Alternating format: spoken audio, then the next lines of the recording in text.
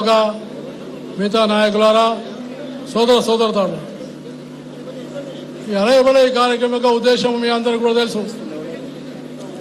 ఒక సుహృద్భావమైన వాతావరణాన్ని, భిన్నమైనటువంటి భావజాలాలు ఉన్నప్పటికీ, భిన్నమైనటువంటి అభిప్రాయాలు ఉన్నప్పటికీ అందరినీ ఏకం చేసి ఒక సాంస్కృతిక కార్యక్రమంగా, ఒక సామాజికమైన కార్యక్రమంగా చేపట్టాలనే ఉద్దేశంతో 2005లో ఇది ప్రారంభమైంది. దాదాపు 21 సంవత్సరాల నుంచి ఈ అలయబలై కొనసాగుతుంది.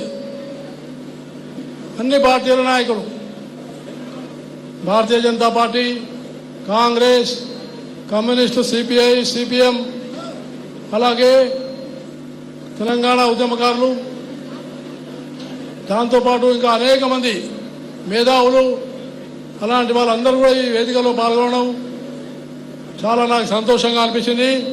ఎందుకంటే అన్నదాతే అభ్యుదయానికి మూలం, సంస్కృతే సమాజానికి ఆత్మ, యువతే భవిష్యత్తుకు దిక్సూచి, ఇది మన పెద్దలు చెప్పినారు. అందువల్ల సోదరి మల్లారా, ఈరోజు అలయబలై అంటే మనమంతా ఒక చోట చేరడం నాకు చాలా గొప్ప గౌరవంగా ఉంది. అలయబలై కేవలం ఒక సాంప్రదాయం మాత్రమే కాదు, ఇది మన తెలంగాణ ఆత్మ, సోదరభావం మరియు జీవన విలువల ప్రతీక. అలాగే స్వదేశీ భావన, ఇది చాలా అవసరమైంది. ఈరోజు ట్రంప్ యొక్క ఉన్నటువంటి అనేకమైనటువంటి సుంకాలు ఏ వచ్చినా కూడా ఏ మొక్కవో అన్నటువంటి ఒక ఆత్మవిశ్వాసంతో మన ప్రజలు ఈ యొక్క స్వదేశీ భావనను చాలా వర్తించుకొని దీన్ని ఒక ఉద్యమంగా తీసుకొని వీళ్ళందరూ కూడా మనము స్వావలంబన, స్వదేశీ అనే భావనతో ముందుకెళ్ళాల్సిన అవసరం ఉందని, దానికోసమనే మనందరం కూడా అంకితం కావాల్సిన అవసరం ఉందని నేను తెలియజేస్తూ, అదేవిధంగా స్వదేశీ ఉత్పత్తులు వీటిని మాత్రమే వాడే ప్రయత్నం చేయాలి.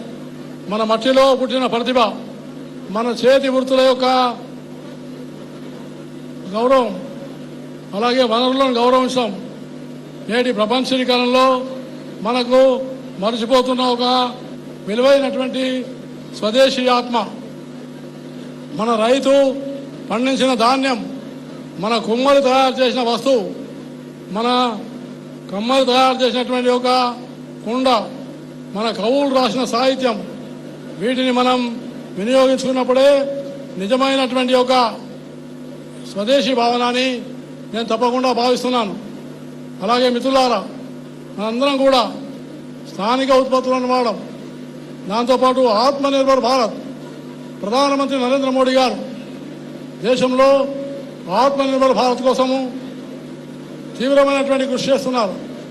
కాబట్టి మనందరం కూడా భావితరాల కోసం సేంద్రియమైనటువంటి వ్యవసాయాన్ని, మనం భవిష్యత్ తరాలకు ఆరోగ్యం కోసం ప్రకృతిని జీవించేటువంటిగా అందించాలని నేను కోరుతూ, నేడు రసాయన ఖరీదైన ఎరువులు, పురుగుల మందులు ఇట్లాంటి కలుషితం చేసి ఆరోగ్యం అనేది చాలా సమస్యలుగా పెరిగిపోతున్నాయి. అందుకనే మనందరం సేంద్రియ వ్యవసాయం వైపు అడుగు వేయాలని నేను రైతాంగానికి కూడా విజ్ఞప్తి చేస్తూ, దాంతోపాటు తెలంగాణ కళలు, సాహిత్యం, అలాగే జానపదం మన ఆత్మ, దాంతోపాటు తెలంగాణ సంస్కృతి అంటే మట్టి వాసన, జానపద గీతం, బతుకమ్మ పాట, ఒగ్గు గీతం, బుర్ర కథ, జానపద కవిత, ఇవన్నీ కూడా మన విశేషాలు. కాబట్టి ఈ కళలు మనకు కేవలం వినోదం మాత్రమే కాదు, ఇవి మన చరిత్ర, మన బాధలు, మన ఆనందాలు అన్నింటినీ మోసుకొస్తాయి. సాహిత్యం అంటే సమాజానికి అద్దం. మన సాహిత్యకారులు సమాజంలోని అన్యాయాన్ని ప్రశ్నిస్తారు, సమానత్వానికి మార్గం చూపించారు. కళ, సాహిత్యం, సంస్కృతిలోని సమాజం శరీరంలోని ఆత్మ లాంటిది.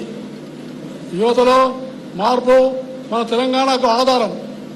అందుకనే యువశక్తి దేశాన్ని మార్చగలిగేటటువంటి గొప్ప బలం. తెలంగాణ చరిత్రలో ప్రతి ఉద్యమానికి, ప్రతి మార్పుకి యువతే ముందుంది.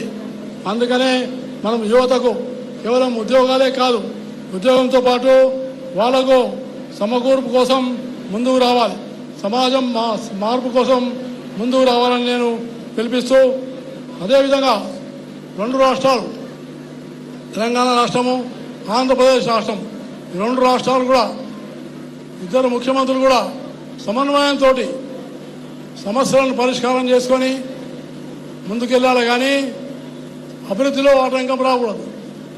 అనేక రకాలైనటువంటి సమస్యలు రావచ్చు, అయినా కూడా పరస్పరమైనటువంటి ఒక సహకారము, గౌరవము, చర్చలు ఇవి సఫలవంతంగా జరగాలని నేను ఆశిస్తున్నాను. అందుకనే మనందరం కూడా ఈ అలయ్ బలయ్ ద్వారా తెలుగు ప్రజలందరూ గర్వంగా, గౌరవంగా చెప్పుకునేటువంటి వాతావరణాన్ని నిర్మాణం చేయాలని నేను మనసారా కోరుకుంటూ, ఇప్పుడు మన ముందు మన సీనియర్ బీజేపీ నాయకుడు, భారతీయ జనతా పార్టీ మొదటి నుంచి అంకిత భావంతో పనిచేస్తున్నటువంటి నాయకుడు, నిస్వార్థ భావంతో పనిచేస్తున్న నాయకుడు, నాతో సుమారుగా 40 సంవత్సరాలు కలిసి పనిచేసినటువంటి నాయకుడు కిషన్ రెడ్డి గారు, వారిని మాట్లాడి